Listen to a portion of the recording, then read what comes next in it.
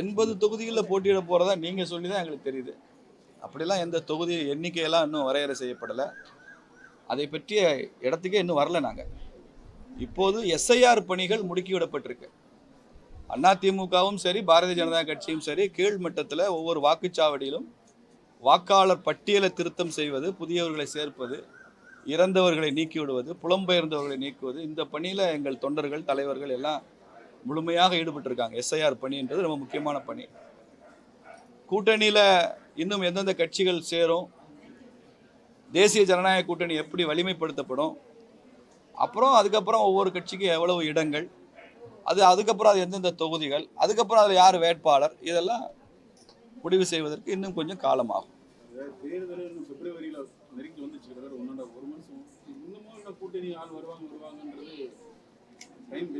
தமிழ் மாநில காங்கிரஸுக்கும் திமுகவுக்கும் எத்தனை நாளில் கூட்டணி வந்துச்சு?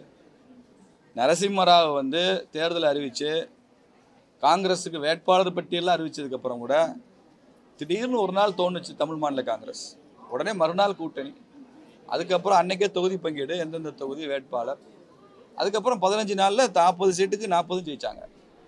அதனால் கூட்டணிங்கிறதெல்லாம் பெரிய விஷயமே இல்லை சார். ஒரே நாளில் அந்த மேஜிக் உருவாகும். நாங்கள் ஏற்கனவே கூட்டணியில் இருந்த கட்சிகள் தான், இந்த என்டிஏங்கிறது ஏற்கனவே இருந்த கட்சிகள் தான். பாட்டாளி மக்கள் கட்சியை பொறுத்தவரை அவர்களுக்கு உள்கட்சியில் சில சங்கடங்கள் இருக்குது, அதை சரி செய்து கொண்டிருக்காங்க. தேமுதிகவை பற்றி நமக்கு நன்றாக தெரியும். கேப்டன் அவர்கள் இருந்த காலத்திலிருந்தே கூட கூட்டணி பற்றி அவர்கள் முடிவை எடுத்து அறிவிப்பதற்கு கொஞ்சம் அவகாசம் எடுத்துக்கொள்கிற கட்சி அது. அதனால் அவங்க கொஞ்சம் அவகாசம் எடுத்துக்கிட்டா கூட இவர்கள் எல்லாருமே திமுகவுக்கு எதிரானவர்கள் தான்ன்றதுல சந்தேகமே கிடையாது. திமுகவுக்கு எதிராக சிந்திக்கிற எந்த கட்சி, எந்த இயக்கம், எந்த தனிநபராக இருந்தாலும் அவர்கள் தேசிய ஜனநாயக கூட்டணியை தான் ஆதரிப்பாங்க. அதனால இவங்க ஆன்டி டிஎம்கே இவங்கெல்லாம் அவங்கெல்லாம் என்டிஏக்கு வருவாங்கன்னு நாங்கள் எதிர்பார்க்கிறோம்.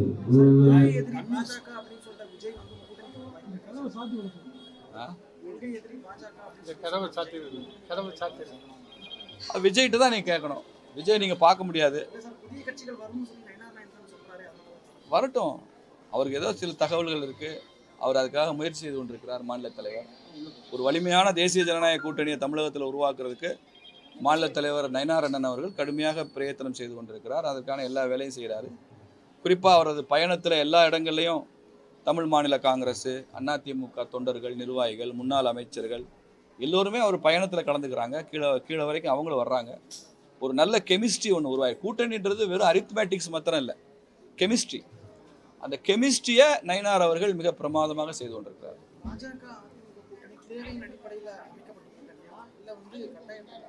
தேர்தலின் அடிப்படையில் அமைக்கப்பட்ட கூட்டணி, தேவையின் அடிப்படையில். யாருக்கு என்ன தேவை?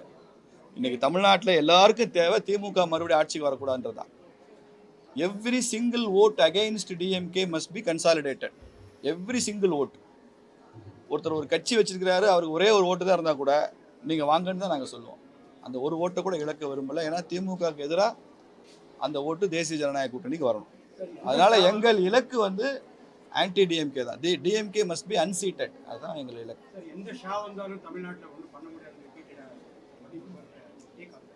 இது எல்லாமே தேர்தல் நேரத்தில் பேசுகிற வீரன் சார். அவங்க ஒரு காலத்தில் அரசியல் சாசன சட்டத்தை எரிக்கிறோம் நாங்கள், அவங்க மேலே வழக்கு வந்த உடனே நாங்கள் பேப்பரை தானே எரிச்சோன்னு கோர்ட்டில் போய் சொன்னாங்க. நாங்கள் பெரிய வீர தீர சூர பரம்பரைன்னு பேசுவாங்க. ஜெயலலிதா அம்மையார் ஒரு கேஸ் போட்டு எஃப்ஐஆர் போட்டால் ஐயோ அம்மா கொள்றாங்களே அப்படின்னு கலைஞரே பேசுவார். அதனால இதெல்லாம் இந்த சவடா எல்லாம் திமுக எப்பயுமே பண்ணும் அரசியலில். தமிழ்நாடு அரசியல் அவங்கள பார்த்து கொண்டு தான் இருக்கிறோம். ஷா வந்தாலேன்னு சொன்னால் அவங்க அமித்ஷாவை சொல்கிறாங்க. அதுதானே சொல்கிறீங்க? பார்ப்போம், வரட்டும். அமித்ஷாவே என்ன சொல்லியிருக்கிறார் தெரியுமா? அமித்ஷா திமுக ஆட்சி அகற்ற மாட்டார். அமித்ஷா அவர்கள் சொன்னதை சொல்கிறேன். அமித்ஷா திமுக ஆட்சி அகற்ற மாட்டார், தமிழக மக்கள் தூக்கிடுவாங்க அப்படின்னு சொல்லியிருக்கிறார். அதனால மக்கள் சக்திக்கு முன்னால இந்த சவடாலாம் எடுபடாது. கம்யூனிஸ்ட் சண்முகம் என்ன சொல்றாருன்னா, கொள்கை எதிரி பாஜக, இந்த அரசியல் எதிரி திமுக. கரூர் ஸ்டாம்பீடுக்கு அப்புறம் அந்த மாதிரி விஜய் எங்கேயுமே பேசல. ஸோ அவர் பிஜேபியை விட்டுட்டு தான் பேசுறாரு அப்படின்ற மாதிரி சொல்லுவாங்க. இல்லை, இந்த கேள்விக்கான பதிலை நீங்கள் விஜய் கட்சியில் தான் கேட்கணும், நான் சொல்ல முடியாது. அது நெருக்கமா அப்படின்ற மாதிரி எங்களுக்கு ஏன் எதிர்த்து பேசினாரு, இப்போ ஏன் பேசலை அப்படிங்கிறதுக்கு விஜய் நீங்கள் பார்க்குறது கஷ்டம். அவர் பனையூர் பங்களா விட்டு வெளில வர மாட்டார். அதனால் நீங்கள் அவர் கட்சி சார்ந்த நிர்வாகிகள்கிட்ட தான் கேட்கணும். தமிழ்நாட்டில் இந்த எலெக்ஷன் போட்டியை திமுக வெர்சஸ் தாவேகான்ற ஒரு இமேஜ் தான் அது புரபகண்டா தான் அது. அப்படிலாம் களத்தில் அப்படிலாம் இல்லை. நீங்களே பாருங்க, இந்த எஸ்ஐஆர் பணி நடக்குது. இந்த எஸ்ஐஆர் பணியில எங்க தாவேகா எங்க இருக்கு? நாம் தமிழர் கட்சி எஸ்ஐஆர் பணியில பூத் லெவலில் எங்கேயாவது பார்த்துருக்கீங்களா நீங்க? இவங்கெல்லாம் மைக்கு தான் சார், மைக்கு, சோஷியல் மீடியா மேடைகளோட இவங்க அரசியல். கீழே போய் வேலை செய்யறதுல இந்த கட்சிகளுக்கு பெரிய முனைப்பு இல்லை, கேடரும் இல்லை. கீழே ஒரு பூத்தில் வேலை செய்யறதுனா என்ன, ஒரு வாக்குச்சாவடியில் வேலை செய்யறது என்ன, அதில் என்னென்னலாம் நுவான்சஸ் இருக்குது, அதில் என்ன எக்ஸ்பர்டைஸ் வேணும், எதுவுமே தெரியாது உங்களுக்குலாம். சும்மா சவடால் அடிச்சு போவாங்க. திமுக எங்களுக்கு தான் போட்டின்னு சொல்றது என்ன கஷ்டம்? 4 வார்த்தை தான் சார். இது வரைக்கும் தமிழ்நாட்டு அரசியலில் தேர்தலில் தனது செல்வாக்கை நிரூபிக்காத ஒரே கட்சி விஜய் கட்சி. நாம் தமிழர் கூட பல தேர்தலை சந்தித்து அவங்க என்ன ஓட்டுன்னு நிரூபிச்சிருக்காங்க. எல்லா கட்சியும் நிரூபித்த கட்சிகள், கமலஹாசன் உட்பட, டிடிவி உட்பட. விஜய் கட்சி நிரூபிக்கல, அன்டெஸ்டட். நிரூபிக்காத ஒரு கட்சி. அவர் பாராளுமன்ற தேர்தலுக்கு முன்னாலே விஜய் கட்சி ஆரம்பிச்சிட்டார்ல, ஏன் பாராளுமன்ற தேர்தலில் போட்டியிடலை? அவர் கட்சி ஆரம்பிச்சதுக்கு அப்புறம் இடைத்தேர்தல் ஈரோடு கிழக்குல வந்துச்சுல்ல, ஏன் இடைத்தேர்தலில் விஜய் கட்சி போட்டியிடவில்லை? ஏன் பண்ணல? அப்புறம் கட்சியை 2026 ஆரம்பிக்க வேண்டியதானே. விக்கிரவாண்டி தேர்தலில் ஏன் போட்டியிடல? உங்களுடைய செல்வாக்கு என்னன்னு இது வரைக்கும் நீங்கள் டெஸ்ட் பண்ணி மக்களுக்கு காமிக்கவே இல்லை. பேசிட்டு போறதுல என்ன இருக்கு? எங்களுக்கும் திமுக தான் போட்டி சொல்லிட்டு போங்க. பொலிட்டிக்கலாக பீக்கில் தெரியுதானே சார்? எல்லா இதுலேயுமே பேசப்படுற அளவுக்கு இவ்வளோ நேரம் டிஸ்கஷன் நடக்குதுல்ல விஜய்க்கு ஒவ்வொரு இடங்களையும். ஆந்திராவில் சிரஞ்சீவி கட்சி ஆரம்பிக்கிறப்ப போய் பார்த்தவங்க யாருக்கும் ஆந்திரா அரசியல் நல்லா தெரிஞ்சவர் நம்ம சாஸ்திரி மல்லாடி இருக்காரு. என்னை விட பல மடங்கு நல்லா தெரியும். சிரஞ்சீவி கட்சிக்கு இப்போ இருக்கிற விஜய்க்கு சேர்ற கூட்டத்தை மாதிரி ஒரு 20 மடங்கு கூட்டம் அதிகமாக இருந்துச்சு. முதல் தேர்தலே அவர் 20% மேலே ஓட்டு வாங்கினார். இப்போ சிரஞ்சீவி கட்சி நடத்துறாரா? முதல் தேர்தலில் ஜெயிச்சாரா? அவர் மாத்திரம் ஜெயிச்சாருன்னு நினைக்கிறேன். வெற்றி பெற முடியலையே. அதனால கூட்டத்தை பார்த்துட்டு, கூட்டம்ங்கிறது வேற, ஓட்டுங்கிறது வேற. Crowd is not vote. அதுல விஜயும் கஷ்டப்படுவார். தமிழ்நாட்டிலையும் ஆந்திராவிலையும் இங்க எம்ஜிஆர் அங்க என்டிஆரை தவிர சினிமாவில் வந்து வெற்றி பெற்றவங்க யாருமே இல்லை. ஜெயலலிதா அம்மையார் கூட அதிமுகவில் இருந்ததுனால தான் அந்த வெற்றி கிடைச்சது. தனியாக அவங்களே ஒரு கட்சி ஆரம்பிச்சிருந்தா வெற்றி கிடைச்சிருக்குமான்னு எனக்கு தெரியாது. எம்ஜிஆர் கட்சி, அதிமுக, தொண்டர்கள், ரெட்டலை, அதை வந்து அற்புதமாக அதை வேல்யூ அடிஷன் பண்ணாங்க ஜெயலலிதா மேடம். தனியாக கட்சி ஆரம்பிக்கலையே, அந்த ரிஸ்க் அவங்க எடுக்கல. விஜய் ரிஸ்க் எடுத்திருக்காரு, பாராட்டுவோம்.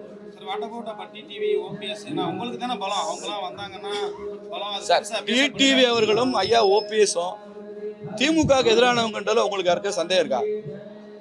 திமுகவுக்கு எதிரானவங்க சார். அவங்க 2 பேருமே anti DMK sir. Anti DMK இருக்கிறவங்க எல்லாரும் naturally they will come to என்டிஏங்கிறது தான்.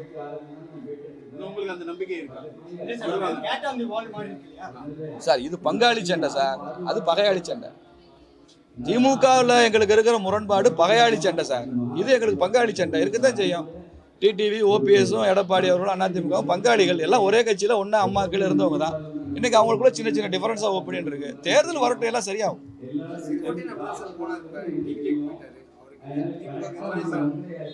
செங்கோட்டையன் தனி கதை. அவர் தனியாக கட்சியோ இயக்கமோ ஆரம்பிக்கல. இங்கே ஏடிஎம்கே இருந்தார், அப்படியே போயிட்டார். இங்கேருந்து எம்எல்ஏவாக இருந்தார், போயிட்டார். இப்போ டிடிவியோ ஓபிஎஸ் தனியாக கட்சி ஆரம்பிச்சிருக்காங்கல்ல, அந்த கட்சி திமுகவுக்கு எதிரானது தானே. டிடி ஆரம்பிச்ச கட்சி, ஓபிஎஸ் ஆரம்பிச்ச கட்சியா? அப்படி திமுகவுக்கு அகைன்ஸ்டா இருந்துட்டு அவங்க எப்படி திமுகவுக்கு ஆதரவாக செயல்படுவாங்க? நம்பிக்கையோடு இருக்கும்.